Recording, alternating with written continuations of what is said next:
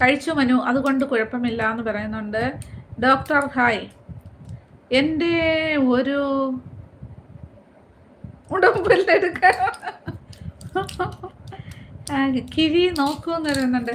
ദിനചന്ദ്ര, എൻ്റെ വരനെ കണ്ടില്ല എന്ന് പറഞ്ഞില്ലേ, ഇതേ വരൻ വന്നിട്ടുണ്ട്, വരനെത്തി.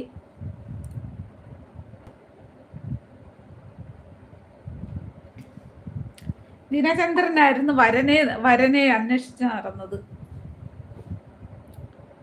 ഹായ്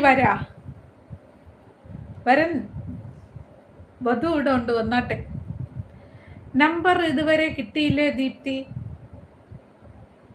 ഇതെന്താണ് ഇവിടെ നടക്കുന്ന സംഭവം?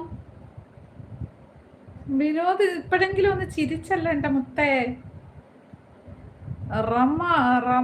റമ്മാണോ?